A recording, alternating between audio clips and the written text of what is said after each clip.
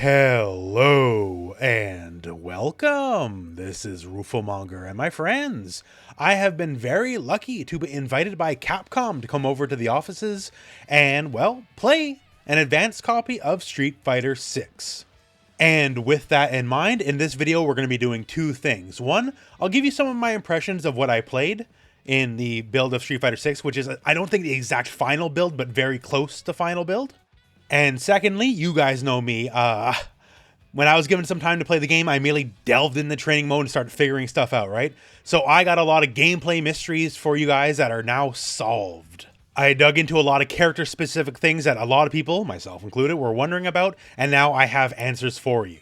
So we'll break it into two sections, and I'll timestamp both of them here, so skip to whatever makes sense to you, and let's talk some Street Fighter 6. Now, first off, I guess gameplay. Well, at this point, I suppose everyone's had a chance to try Street Fighter 6 for themselves. The demo's been out and large for everyone for some time now, and the gameplay's still good, y'all. There's a few more characters in the build I got to play, sure, but the overall gameplay is still fantastic. Don't worry about that. You are getting a fighting game for the ages. One of the things I got to mess around with a little bit is World Tour mode and past where the demo will take you. And there's a lot of fun things, a lot of weird references in World Tour mode. There's a lot of heart here. Like there's Chun-Li, not Chun-Li, Chun-Li just hanging around on the streets. And you're going to see a lot of weird references like this. They definitely had a lot of fun with World Tour mode. One thing I like a lot is the master actions where you can use the moves while moving around the world. First time I used it, I accidentally hit someone and I burst out laughing because I definitely wasn't expecting that. And it just automatically puts you into a fight with someone. One thing I really enjoyed is how it lets you go off the beaten path. Like here, there's an example of I'm clearly supposed to go up this ladder to go fight the guy. But I looked here and I'm like, wait a second, can I cross this with spinning bird kick? And yeah, you totally can. So this definitely evokes, say, like Mortal Kombat Deception, where you can use the world and interact with it in very interesting ways. And this is exactly what I was hoping for. So if you have like that explorer mindset in video games, if you want to use the powers to try to circumvent your way around the map, the game absolutely will accommodate you on that. And it looks like there's going to be a lot of little secrets you can find in the world. I actually don't want to show you too much because I think you really need to experience this for yourself. World Tour mode is actually really cool. But I do want to give you this one heads up. If you play on stick or if you play on leverless, there are options to move around in the 3D environment, like say the Battle Hub, which is fine.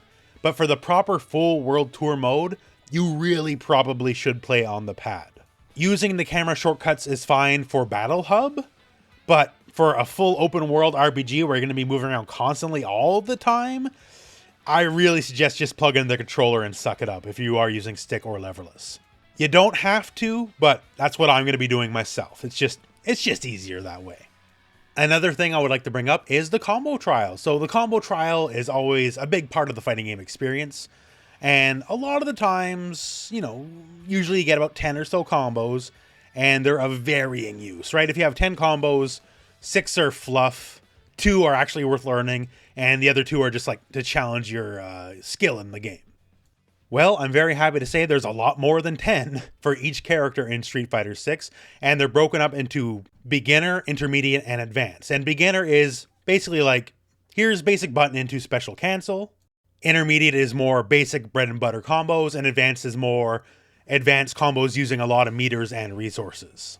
Now, for the purposes of my playtime, I only got to try out the Kami combos, but they all seem very valuable and things you kind of want to learn. They're basic building blocks. Maybe you won't use every single one in every single match, but these are worth your while to go through. So basically, big thumbs up on that. Another thing, looking through the character guides. So if you played the demo, you can find character guides for Ryu and Luke, and well, that's about it. But I had the whole cast, and so going through JP specifically, JP might be kind of messed up, y'all. I actually had a discussion with some of the other people that were at the event, and kind of the consensus we all had is JP might be the most messed up character of those that we haven't seen in the beta already. So as you may well know, he's sort of the zoner kind of archetype, right? And I wasn't fully appreciative of everything he could pull off. So if you're unaware, just real quickly, he has some things like the reality tears, so he can set up a thing in the middle of the screen and it'll explode over time. He can teleport to it, he can detonate it early if he so wishes. He has the ground pound, which can go at multiple points of the screen depending on your button press. So say like Necalli or Sea Viper in Street Fighter 4. These are very powerful projectiles. He does have more traditional projectiles as well. One is a regular hit.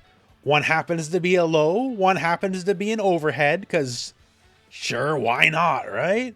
Why shouldn't I be able to get hit overhead by your projectile when I'm crouching? That's just normal now, I guess, in Street Fighter 6. Oh, and one of his projectiles is also a command grab too, just in case you block too much, because why not? We're just going crazy here. But then we get to the actually messed up stuff, like the fact that he can double teleport off his EX Reality Tear setup if he so chooses. So now when you're already scared of so many other things, he can do weird stuff like that. Or the fact that a character with so many offensive zoning options actually gets a reversal, and it's a pretty wild reversal, and the fact that he's armored and it sets a homing tracking mine on you that you gotta run away from, so he gains space away from you on top of being able to defend himself. Normally zoners with this many options don't get reversals, let alone seemingly very strong ones. And then finally his level 2, which I was just actually blown away by. We've seen it before, like all the ghosts come and all that kind of stuff. But what I did not realize is the ghosts that come from up on high are actually overheads. So this means since JP can freely move while doing this, he is a character that can 100% hit you low and overhead on the same frame, which means there has to be some kind of low overhead protection, because otherwise he'll get a guaranteed hit on you, which is not very Street Fighter. And finally, just to cap it off, his level 3 is, it's ridiculous. It's probably the best level 3 in the game, I guess, because it's literally a full screen level 3. It's caught you doing anything kind of level 3. Wherever he is on the screen, he immediately teleports you. Doesn't matter if you're close range, doesn't matter if you're full screen. If you do anything and he catches you, it's guaranteed level 3 time.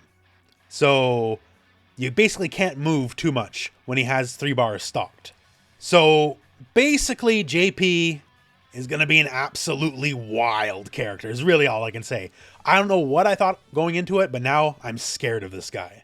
So that's some general thoughts I had about Street Fighter 6 as a whole. Now let's get into the weeds. Let's get into the nitty gritty. Let's talk a lot of gameplay details.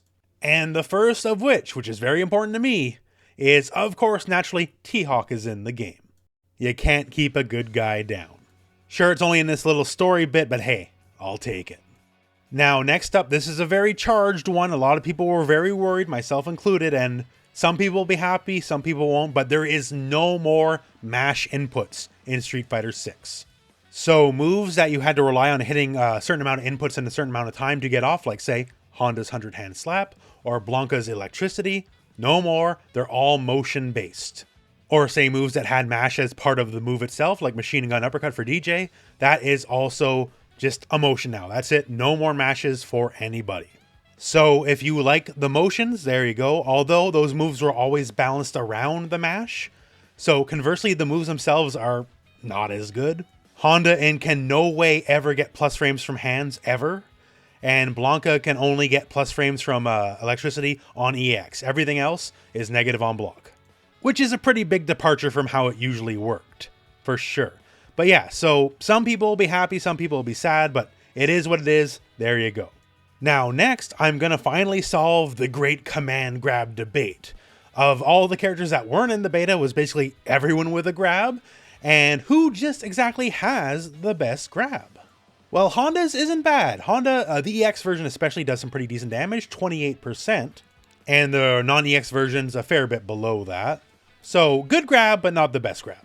Blanca's grab actually returns from Street Fighter V. I didn't expect it to return, but it is here. It is awfully slow, though. However, with his Blanca-chan dolls, maybe the mix-up will be there to make it more useful. But yeah, just so you know. But by far and away, it is definitely not the best grab. Now, Lily, heir to the Mexican Typhoon. Her grabs are pretty good. The heavy grab for her does as much damage as E-Honda's EX grab. That's just a heavy. And the EX does just a little bit more damage than that.